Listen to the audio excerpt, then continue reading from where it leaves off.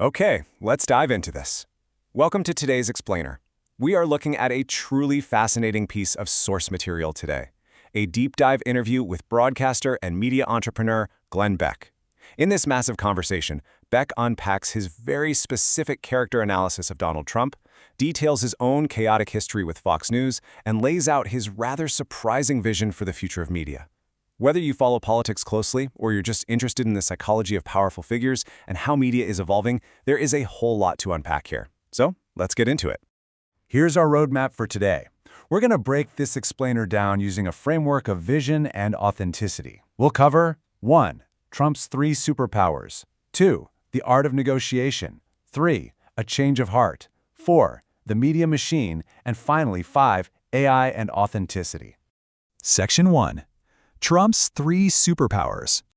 Right off the bat, Beck offers a highly unique perspective on what makes Trump so effective far away from the TV cameras. According to his observations, it really boils down to 3 core traits. First up, inexhaustible energy.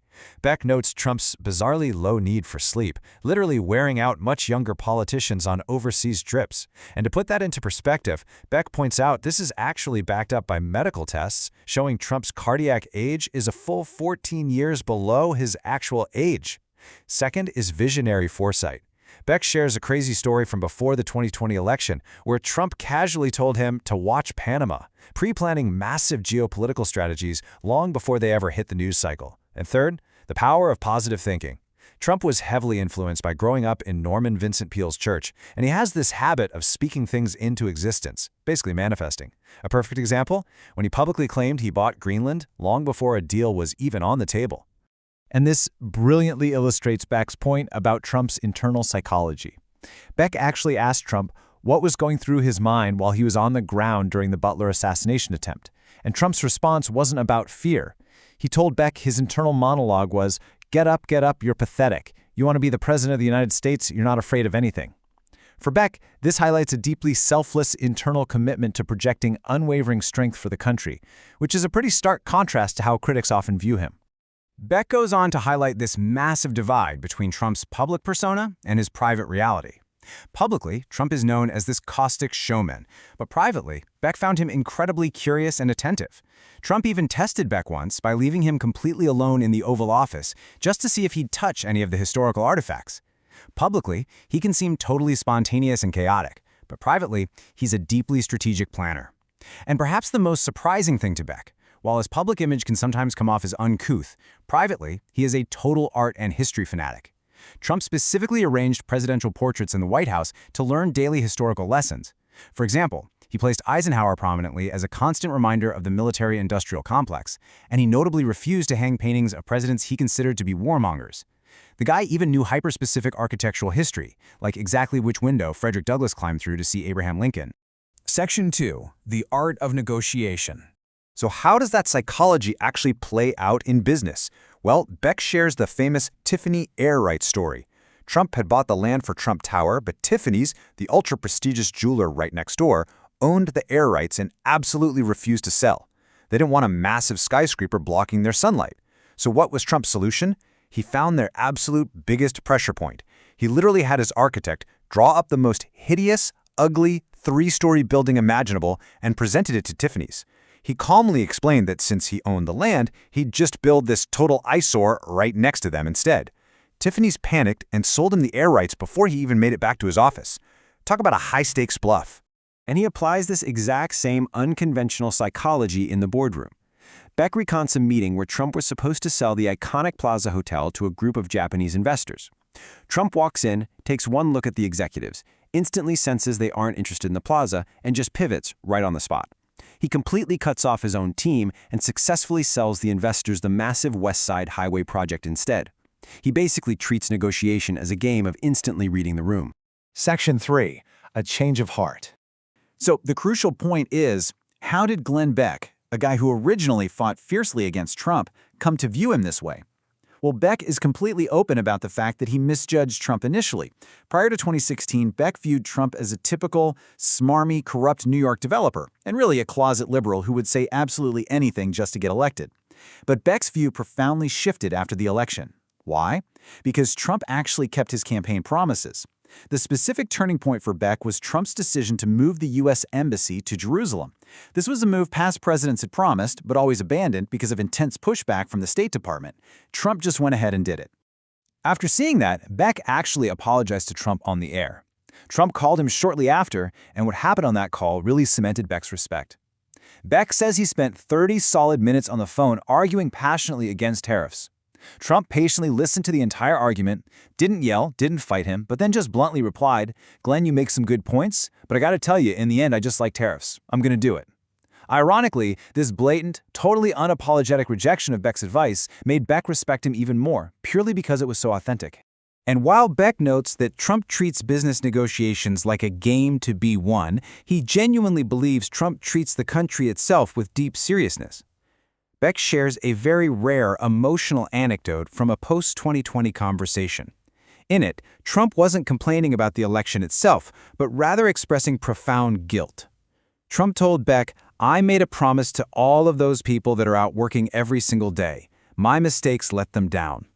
For Beck, this revealed a deep emotional sense of duty to the working class that the mainstream media often misses. Section 4. The Media Machine. Okay, let's pivot away from politics for a minute and explore Beck's own turbulent journey through the American media landscape, because his path was anything but easy. His mother tragically committed suicide when he was just a teenager, which propelled him into a really severe battle with alcoholism and clinical depression by the time he was 24. But he found his salvation and really his joy in the art of spoken word storytelling on the radio. He recognized the power of the internet incredibly early, predicting the online audio revolution way back in the 90s, before eventually rising to the absolute peak of cable television at Fox News, only to walk away from the whole shebang in 2011 to build an independent digital network completely from scratch. Leaving Fox News wasn't just some calculated business decision for Beck. It was a survival tactic against a highly toxic culture.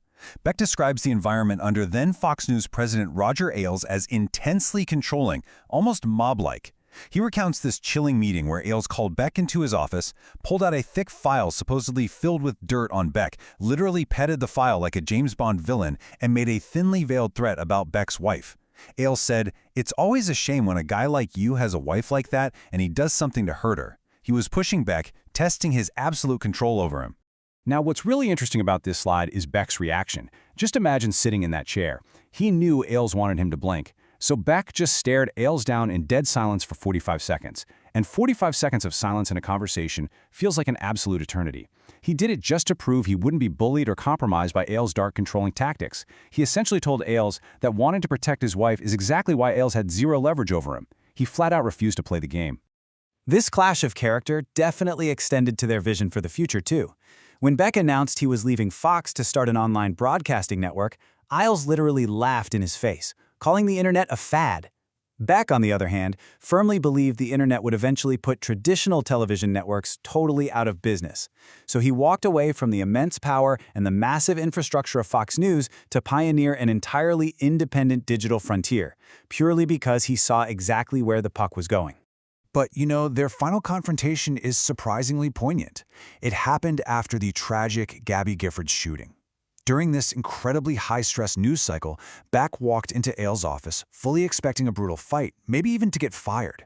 Instead, he was hit with this overwhelming wave of empathy. He looked across the desk at Ailes and just saw a television genius who had completely ruined his own life and inner peace through poor moral choices, taking shortcuts, and a total lack of true authenticity.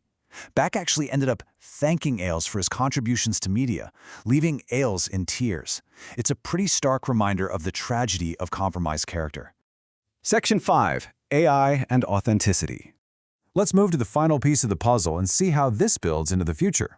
How does a pioneer of digital media view the next great technological frontier? Well, Beck is incredibly optimistic about artificial intelligence, specifically as a tool for unlocking human creativity. He shares this wonderful personal anecdote. He constantly has melodies playing in his head, but he cannot read or write music himself. Recently, he used AI prompts to meticulously describe the instruments, the harmonies, and the specific melodies he was imagining for his daughter's Swing Christmas album. When the AI generated the exact music he had held in his head for years, he literally broke down in tears. AI gave him the creative freedom to completely bypass his own technical limitations. It's amazing. But here is the catch. While AI can handle the technical execution, Beck argues that the ultimate requirement for success in this crazy future media landscape is a concept he calls super-authenticity. What is that? It's the fearless, absolute commitment to being completely yourself, unafraid of failure, unafraid of poverty, and most importantly, unafraid of losing your audience. And if you think about it, it's the exact same unfiltered, completely unbothered trait he recognizes and respects in Donald Trump's public persona.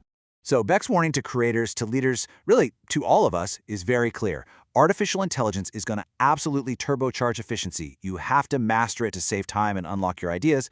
But if you lack genuine, irreplaceable human authenticity, all that shiny new technology will simply leave you in the dust. AI can write the song, for sure, but it absolutely cannot manufacture the human soul and the genuine connection required to actually hold an audience's attention.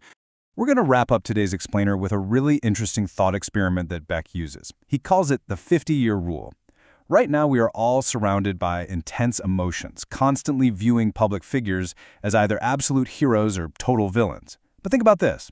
How will historians, half a century from now, impartially view today's chaotic political and media landscape once the intense, blinding emotions of the present have entirely faded away? It is definitely something to chew on. Thank you so much for joining us for this explainer, and as always, keep questioning the narrative.